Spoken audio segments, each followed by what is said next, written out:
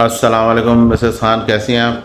वालेकुम सलाम जी, अल्हम्दुलिल्लाह मैं ठीक हूँ। मिसेस खान, आज हम आपसे नुस्खा लेना चाहेंगे। जी ये जो कान का दर्द होता है, कान में खुजली होती है या तकलीफ़ होती है दर्द से, इसके लिए आपके पास क्या नुस्खा है, ज़रा बताएंगे नाजरीन को?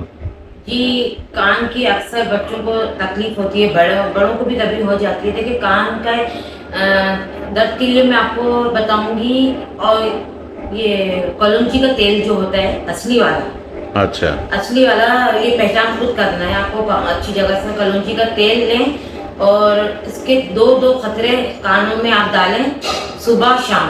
अच्छा। और फिर रात को जब आप डालेंगे तो उसी का आसपास मसाज करना है।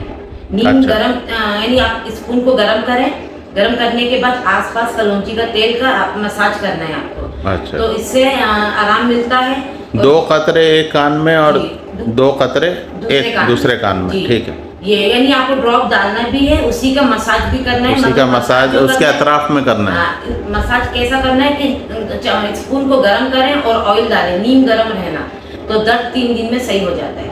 यानी स्पून, यानी कि वो तेल हल्का सा नीम गरम रहे। जी जी। जो कान में जाएगा। नहीं, कान में जाने नहीं, मसाज करने का। मसाज करने के लिए। जी। अच्छा, उससे करें। जी जी। अच्छा, ठीक है।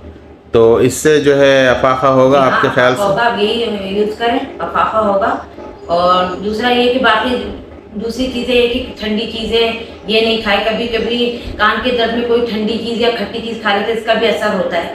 अच्छा। ये चीज से परहेज का भी करना पड़ता है। अच्छा अच्छा। तो बस ये है कान के लिए, ये है। अच्छा, ठीक है। उम्मीद है हमारे नाजरीन को जो है इससे फ़ायदा पहुँचेगा इंशाल्लाह। अल्लाह हाफ़िज़।